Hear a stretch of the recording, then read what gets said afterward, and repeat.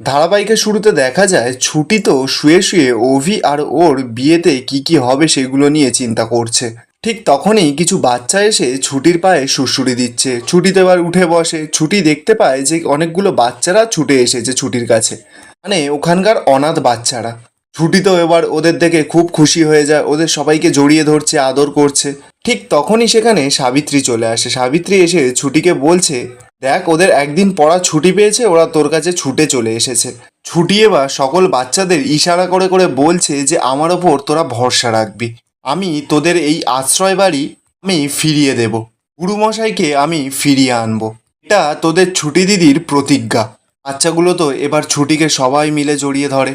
ছুটি এবার মনে মনে বলছে, কিন্তু সেই প্রতিজ্ঞা রাখতে গিয়ে আমি কি এবার নিজে আস্তে আস্তে বদলে যাচ্ছি, সবার থেকে কি আলাদা হয়ে যাচ্ছি? বাবাকে জেল থেকে ছাড়ানোর জন্য উকিল স্যারকে বিয়ে করতে আমি বাধ্য হচ্ছি। অপরদিকে দেখা যায় অভির বাবা ঠাম্মিকে বলছে, মা অভি আসছে আর ইন্দ্রকে সঙ্গে করে নিয়েই আসছে, তাহলে আমরা অ্যানাউন্সটা আজকেই করে দিই নাকি? ঠাম্মি তখন বলছে, হ্যাঁ অবশ্যই। এদিকে দেখা যাচ্ছে চুমকি মনে মনে বলছে, হায় রে ছুটি, তোর ভাগের এই গয়না লেহেঙ্গা সমস্ত কিছু এই চুমকিই কেড়ে নিল রে। এই যে বাবার কার্ড থেকে টুকটুক করে লিপস্টিক ফাউন্ডেশন সমস্ত মেকআপের জিনিস তো আমি কিনেইছি, কমপক্ষে 1000-20 টাকার। একেই বলে বড়লোকের বিলাসিতা। এটা আমি সারা জীবন করতে চেয়েছিলাম বরাবর। পর দেখা যাচ্ছে চুমকি তো ওর ড্রেসগুলো দেখছে।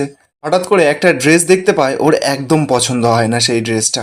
বলছে যে, ইস এই ড্রেসটার কালারটা কি বিচ্ছিরি, আমি তো একদিনও পরবো না এই ড্রেসটা। এবার চুমকি ওই ড্রেসটা নিয়ে কি করবে, ও ঠিক করে যে ভির দিদি ঈশা আছে, ওকে ও এই ড্রেসটা দিয়ে দেবে আর ওকে হাতে রেখে দেবে। এবার চুমকি নাটক করতে করতে ঈশাকে বলছে, ঈশা দিদি তুমি শোনো না, বলছি যে এই জামাটা না তোমার জন্য। ঈশা তো প্রথমে নিতে চাইছিল না। চুমকি বলছে, না না এই জামাটা না তোমাকে বেশি মানাবে। ঈশা তো এবার অত কিছু বোঝে না। ঈশা চুমকিকে বলছে যে তোমার কত বড় মন, থ্যাংক ইউ। চুমকি তখন নাটক করতে করতে বলছে, বড় মনের কি আছে, একটাই তো সংসার, এখানে আবার তোমার আমার বলে কিছু আছে নাকি? ঠাম্মি তখন এই চুমকির নাটকগুলো দেখে হিরণময়কে বলছে, হিরণময় দেখলে, মেয়েটা আমাদের থেকে এত বছর দূরে থাকলেও রক্ত কিন্তু কথা বলে, কি সুন্দর সকলকে আপন করে নিতে পারে।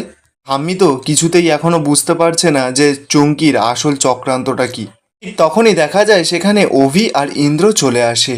অভি আর ইন্দ্র সমস্ত কিছু দেখে ইন্দ্র অভিকে বলছে, বাড়িতে দেখ কেমন হই হই ব্যাপার, যখন এরা সবাই আসল সত্যিটা জানতে পারবে তখন যে কি তাণ্ডব হবে সেটা ভগবানই জানে। অভি তখন বলছে, আস্তে কথা বল, এই বাড়িতে এখন যেন কেউ গুণাক্ষরেও জানতে না পারে যে আমরা এইসব পেছনে পেছনে ঘটাচ্ছি। অভির মা তো এবার অভিকে দেখতে পায়, অভির কাছে ছুটে গিয়ে বলছে, এই তো আমার অভি চলে এসেছে, বাবা তুই খেয়েছিস কিছু? অভি তখন বলছে যে হ্যাঁ অফিসে খেয়ে নিয়েছি। অভির মা তখন অভিকে একটু সাইডে টেনে নিয়ে গিয়ে বলছে, বাবা তুই আমাকে ভুল বুঝিস না, তোর ঠাম্মি আর হিরণময় খুব তাড়াহুড়ো করছে। অভি তো এবার কথাটা শুনেই অবাক হয়ে যায়, বলছে কিসের তাড়াহুড়ো? ঠিক তখনই সেখানে চুমকি গিয়ে বলছে, অভি তুমি এতটা সময় লাগালে আসতে, আমাদের হাতে তো আর বেশি সময় নেই, মাত্র আর একদিন বাকি বিয়ের। কথাটা শুনেই তো অভি অবাক, বলছে কিসের একদিন? অভি এবার ঠাম্মির কাছে যায়, ঠাম্মিকে জিজ্ঞাসা করছে, ঠাম্মি কিসের একদিন?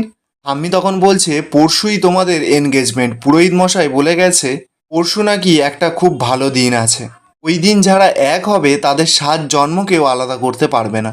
কথাটা শুনেই তো অভির মাথায় যেন বাজ পড়ে। চুমকি তখন মনে মনে বলছে, দূর 7 জন্মের চিন্তা কে করছে, এই জন্মে তো আগে তোমার নাতির ঘাড় ভেঙে ঘাড় মুড়িয়ে প্রথমে খাই, তারপরে দেখা যাবে। এদিকে অভির তো মনটা খুব খারাপ হয়ে যায়, মুখ থেকে আর কোনো কথাই বেরোচ্ছিল না। হিরণময় তখন অভির কাছে এসে বলছে, অভি তুমি খুশি নয়, কিছু কি ভাবছো তুমি? অভি তখন বলছে, না আঙ্কেল, আপনারা বড়রা মিলে যা সিদ্ধান্ত নেবে সেটাই হবে। এই বলেই অভি আর ইন্দ্র ওপরে চলে যায়। ওপরে গিয়েই অভি ইন্দ্রকে বলছে, আমাদের না বিয়েটা এগিয়ে আনতে হবে, পরশুই আমি বিয়ে করব, ছুটিকে এক্ষুনি খবর দিতে হবে। ইন্দ্র তো অভিকে বোঝাচ্ছে। অভি তখন বলছে, তুই আমার সিচুয়েশনটা বুঝতে পারছিস না, আমার অসহায়তাটা তুই বুঝতে পারছিস না, আমার এখন এই মুহূর্তে অন্য কোনো ডিসিশন নেওয়ার মতন সময় নেই। ইন্দ্র তখন অভিকে সান্ত্বনা দেয়, বলছে আমি সব বুঝতে পারছি, এবার ঠিক আছে তুই তাহলে ছুটির সঙ্গে কথা বল, আমি সমস্ত কিছু ব্যবস্থা করে দিচ্ছি। এই বলেই ইন্দ্র ওখান থেকে চলে যায়। অভি এবার ছুটিকে মেসেজ করে। এদিকে ছুটি তো অভির মেসেজটা পায়। ছুটি তখন বলছে যে উকিল স্যার আমাকে মেসেজ করেছে। এই বলেই যেই মেসেজটা পড়ে ও দেখতে পায় অভি লিখেছে যে পরশু ওদের বিয়ে।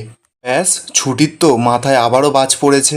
সাবিত্রী ছুটিকে অন্যমনস্ক দেখে ছুটিকে বলছে, তোর কি হয়েছে রে, তুই এরকম অন্যমনস্ক হয়ে আছিস কেন, কিছু কি হয়েছে? ছুটি তখনই সাবিত্রীকে বলছে, আজকে আমি সইটা করে এলাম, উকিল স্যারের মেসেজ এসেছে, লিখেছেন যে পরশুদিন বিয়ে। সাবিত্রী তো কথাটা শুনেই অবাক, বলছে, হ্যাঁ কি বলছিস? তুই না একটু সময় নে, এখনো না সময় আছে, তুই একটু ভেবে দেখ। ছুটি তখন বলছে, সাবিত্রীদি পরশুদিন আমার বিয়ে, আর বাকি হাতে আছে মাত্র কালকের দিনটা। আর কালকের দিনেই বাবার কেসটা কোর্টে উঠবে, আর যেটা উকিল স্যারই লড়ছে। তাই আমার কাছে এখান থেকে মানা করার মতন কোনো রাস্তা নেই। অপরদিকে দেখা যায় চুমকি তো অভিদের গার্ডেনে ঘোরাঘুরি করছিল। ঠিক তখনই দেখা যায় সেখানে রোমা আর রোমার দাদা চলে এসেছে। রোমার দাদা এসেই তো চুমকির মাথায় বন্দুক ধরে নিয়েছে। চুমকি তো এবার খুব ভয় পেয়ে গেছে।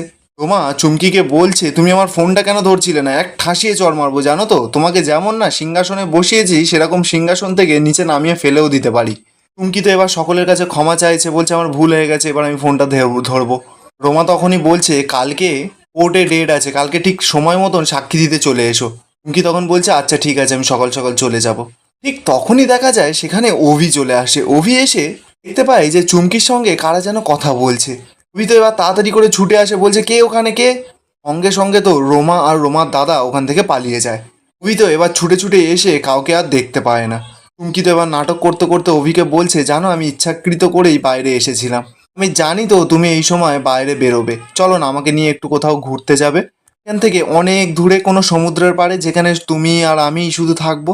অভি তো এবার চুমকিকে সরিয়ে দিয়ে বলছে, কালকে তোমাকে কোর্টে যেতে হবে, দেবদত্ত রায়চৌধুরীর মামলায় তুমি প্রধান সাক্ষী, ওই কেসটা আমি লড়ছি ওনার হয়ে। চুমকির তো চোখগুলো পুরো বড় বড় হয়ে যায় ভয়ে। চুমকি এবার মনে মনে বলছে, এই সেরেছে, এই ছেলের ঘটে তো বিশাল বুদ্ধি, আমি মিথ্যে সাক্ষী দিয়েছি, যদি ধরে ফেলে তখন তো জেলে ঢুকিয়ে দেবে নাকি। চুমকি তখন অভিকে বলছে, তুমি এই কেসটা কি করে নিলে? অভি তখন রেগে গিয়ে চুমকিকে বলছে, তোমার বাবা মানে আমার স্যার আজও পর্যন্ত আমাকে এই প্রশ্নটা জিজ্ঞাসা করেননি যে আমি কোন কেসটা নেব আর কোন কেসটা নেব না, আর আমি তোমাকে কৈফিয়ত দেবো? এই বলেই তো অভি চিৎকার করে ওঠে। চুমকি তো ভয়ে পুরো জড়সড় মেরে যায়। এরপর অভি ওখান থেকে চলে যায়। চুমকি মনে মনে বলছে, তুই এবার পুরো ফাঁসবি, কাল সাক্ষী দিতে গেলে তুই শিওর ফেঁসে যাবি চুমকি। না না চুমকি, আজ রাতের মধ্যেই তোকে একটা ব্যবস্থা করতেই হবে, এমন ব্যবস্থা করতে হবে, হয় তুই আজ কালকে কোর্টে যাবি, নাহলে ওই অভিমন্যু শঙ্কর রায় যাবে। এই বলেই তো চুমকি কান্নার নাটক করছে। এরপর পরের দিন সকাল হয়ে যায়। ছুটি চলে যায় কোর্টে। ছুটি ঠাকুরকে ডাকছে আর বলছে, ঠাকুর আজকে কোর্টের কেসের প্রথম দিন, তুমি দেখো সমস্ত কিছু যেন ভালো হয়, বাবা যেন জেল থেকে বেরিয়ে আসতে পারে। এরপর ছুটি দেখতে পায় যে অফিসাররা ওর বাবাকে গাড়ি থেকে নামাচ্ছে। ছুটি তো ছুটে যায় ওর বাবার কাছে, গিয়েই ওর বাবাকে জড়িয়ে কান্নাকাটি শুরু করে দিয়েছে। অফিসাররা তো ছুটিকে খুব বকাবকি করছে, বলছে তোমার বাবাকে ছাড়ো, সমস্ত কিছুর একটা প্রোটোকল আছে। অফিসাররা এবার ছুটি আর ওর বাবাকে জোর করে ছাড়িয়ে দেয়। অফিসাররা তো এবার ছুটির বাবাকে টানতে টানতে ওখান থেকে নিয়ে চলে যায়। ঠিক তখনই সেখানে দেখা যায় রোমা চলে আসে, রোমা আর রোমার দাদা। রোমা ছুটিকে বলছে, প্রথম দিনেই তো কোর্টে মুখ থেবড়ে পড়ে যাচ্ছিলে, আচ্ছা যাই হোক, আমি শুনলাম নাকি তোমার কেসটা অ্যাডভোকেট অভিমন্যু রায় লড়ছে, তবে আমার কিন্তু মনে হয় না তোমাদের মতন ভিকিরিদের কেস উনি লড়বেন না। ছুটি তখন বলছে, আপনাকে না আমার চিন্তা করতে হবে না, সেটা আমি বুঝে নেব। তার থেকে আপনি আপনার অতি চালাক দাদাকে বলেছেন তো নিজের বন্দুকটা বাড়িতে রেখে আসতে, এটা তো কোর্ট, এখানে এইসব কিন্তু অ্যালাউ নেই। কোথায় দেখা গেল দেবদত্ত রায়চৌধুরীকে হাজতবাস করাতে গিয়ে উনি নিজেই হাজতবাস না হয়ে যান। রোমা আর রোমার দাদা তো আর কোনো উত্তর না দিয়ে ওখান থেকে চলে যায়। ঠিক আছে, ছুটির তো এবার খুব ভয় হতে থাকে, বলছে, এটা কি বলে গেল রোমা ম্যাডাম, এখনো তো উকিল স্যার এলো না। এবার ছুটি অভিকে ফোন করে, কিন্তু শুনতে পায় যে অভির ফোনটাও সুইচ অফ। ছুটি এবার বলছে, এ কি, ওনার ফোনটাও বন্ধ, উনি কি তাহলে আজকে সত্যিই আসবেন না? ঠিক তখনই ছুটি দেখতে পায় যে অভি ফোনে কথা বলতে বলতে কোর্টে ঢুকছে। অভিও তো ছুটিকে দেখতে পায়, ছুটিকে এক দৃষ্টিতে অভি দেখে যাচ্ছে, ছুটিও অভিকে দেখে যাচ্ছে। ছুটি এরপর অভিকে বলছে, আপনি না আমার হার্টবিটটাই বাড়িয়ে দিয়েছিলেন, আপনার ফোনটা বন্ধ কেন? অভি তখন বলছে, আমি কেসের দিন সকাল থেকে কারোর ফোন ধরি না, প্রিপারেশন করি তো তাই জন্য নিজেকে ফ্রি রাখি। দ্বিতীয় কথা, অভিমন্যু যখন কাউকে কোনো কথা দেয় তখন সেই কথাটা রাখে। বাকি যুদ্ধটা এবার কোর্টে হবে, আর এখানেই আজকের এপিসোডটা শেষ হয়ে যায়। আপনাদের কি মনে হয়, অভি কি পারবে ছুটির বাবাকে বাঁচাতে? কমেন্টে অবশ্যই জানিয়ে যাবেন।